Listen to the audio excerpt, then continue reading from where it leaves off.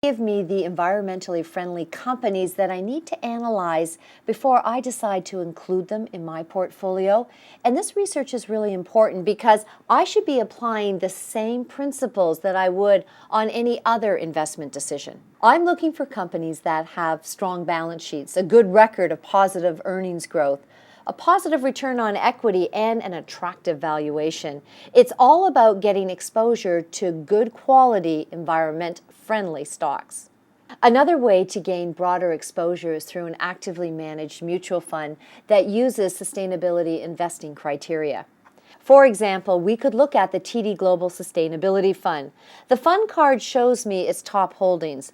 Of course, as with any fund, I want to research the fund in detail and read the prospectus before making any investment decision. Now, here's what I'm going to take away from this segment. I'm going to use the screeners feature to identify investments that meet environmental and fundamental investing criteria. I'm going to examine every sector on a global basis for potential opportunities in sustainable investing. And finally, use the stocks overview feature to find detailed research on individual companies that are identified through the screens. After the break, what you need to know to create a marketable business.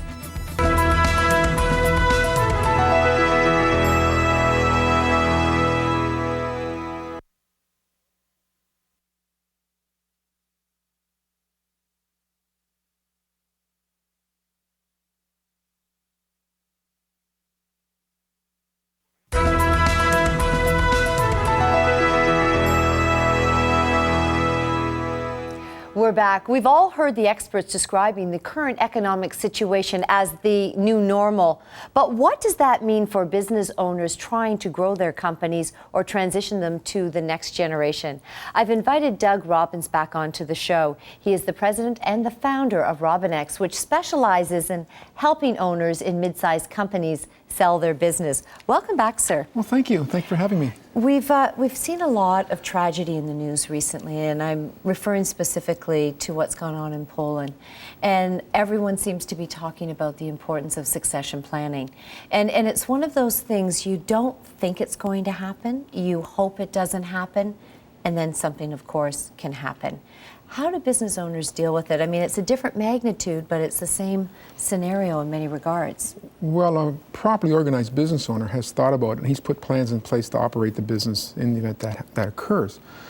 And good-sized companies have strategic plans to take over situations if somebody on their firm dies who's an important role in the operation. But what happens in most of our small businesses, the fellows are too busy running the business on a day-to-day business to think about next week, next month, or next year. They're thinking about this afternoon or tomorrow morning. Yes. And they leave it, and they don't do anything with it. I had a chap come to me in August, and he says, I've got some serious health problems, and I think I should put my affairs together and maybe sell the business. And he said, I have a very competent manager who I'd perhaps like to transfer the business to. So let's start working. Have you got a will together? Well, no. Provided for your kids? Well, no. So let's go talk to your lawyer and your accountant. So over the next couple of months, he did those things. He put his affairs in order. He called me up in December and gave me final instructions. He passed away on Christmas Day.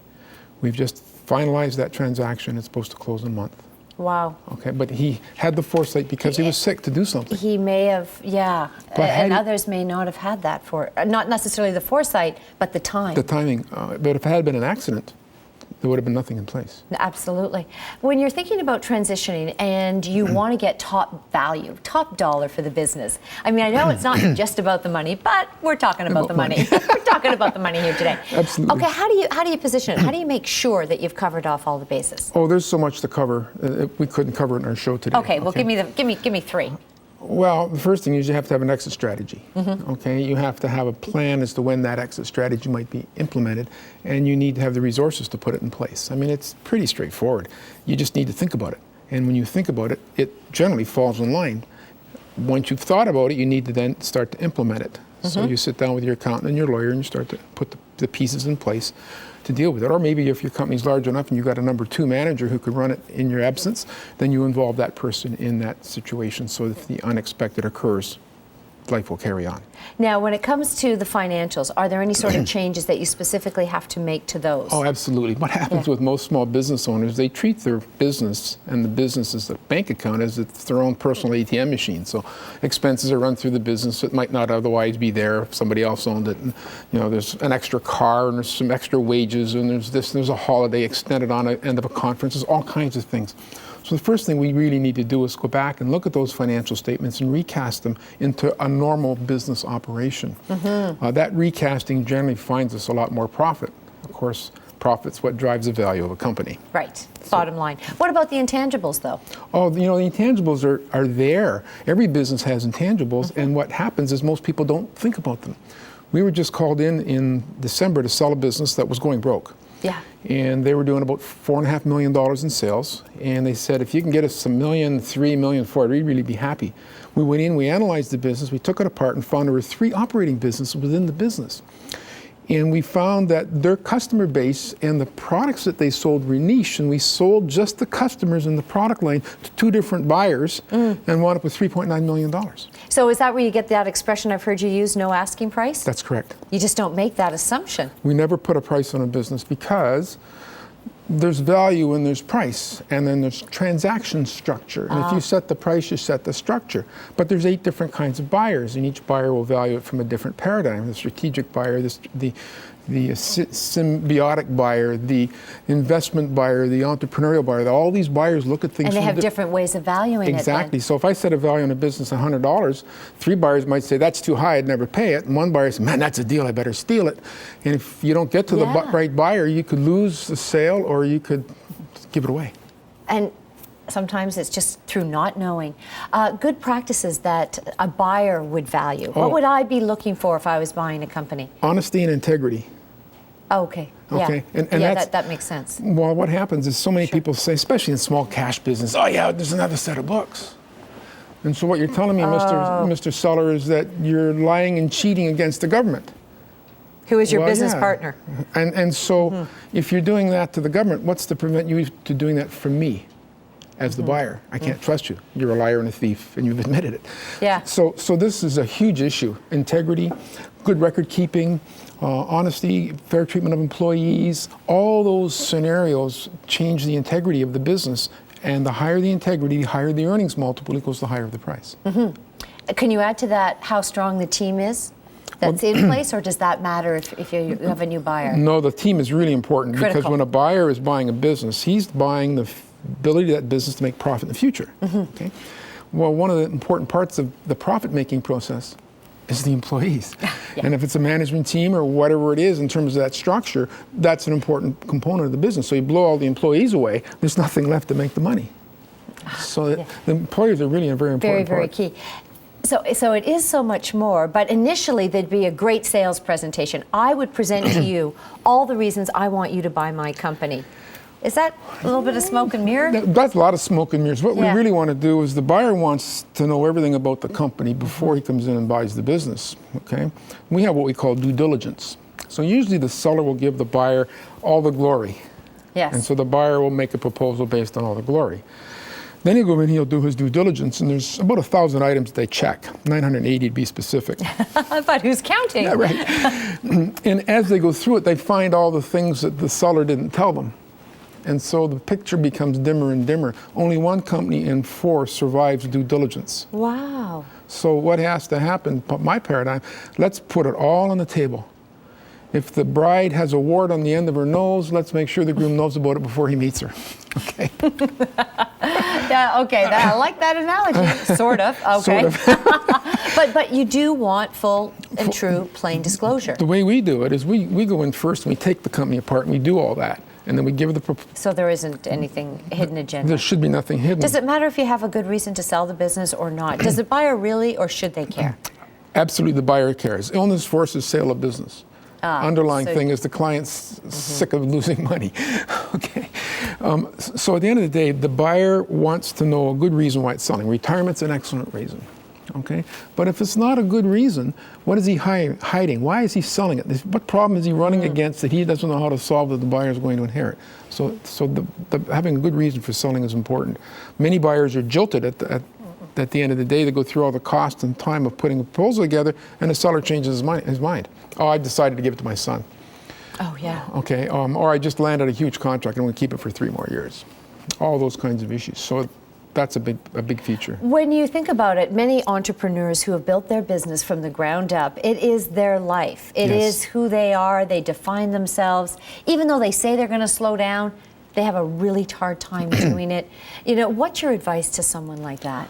Well, we have a psychologist that we have work with these folks, because there's a process we call life after business. If you haven't structured yourself for life after business, you're going to have some serious problems. I mean, really serious problems. We had one guy try to commit suicide after that. Wow. And so the bottom line is, the chances are the day after closing, you'll be just as smart as you was the day before. And the day after closing, you have just as much energy as you had the day before. What you'll also have the day after you didn't have the day before is 68 hours a week with nothing to do. And you can only play so much golf. Right. Okay.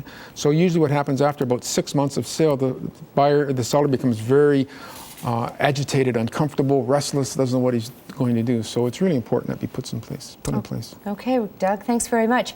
Doug just handed me how to create a marketable business. And if you want more information, you can email Doug at www.robinex.com, and it gives you the 7 essential steps to obtain top dollar for your business. Doug, thank you very much for this.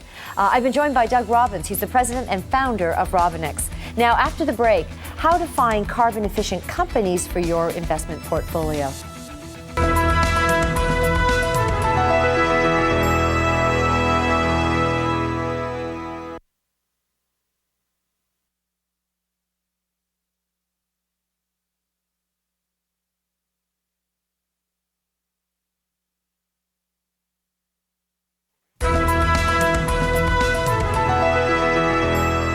Welcome back. Since it's Earth Day on the 22nd of this month, I thought we'd pick up on something we talked about with Bob Gorman, carbon efficient investing.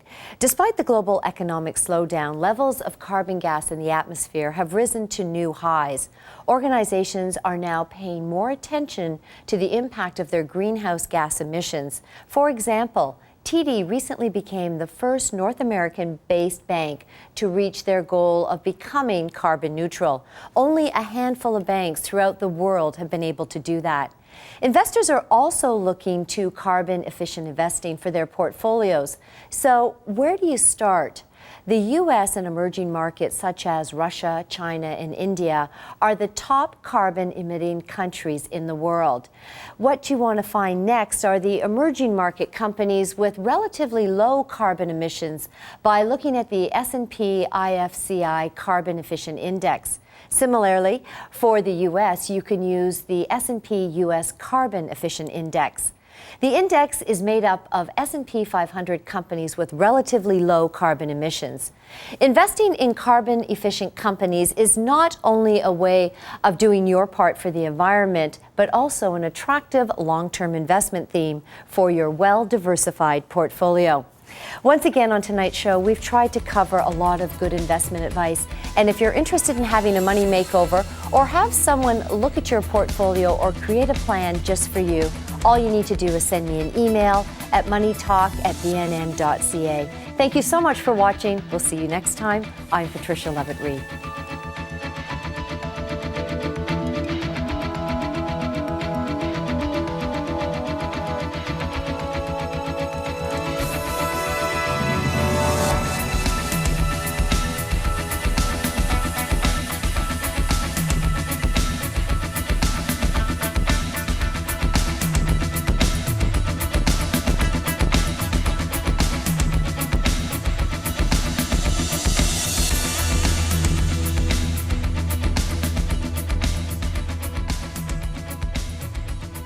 The preceding paid commercial program was brought to you by TD Waterhouse, Wealth of Experience.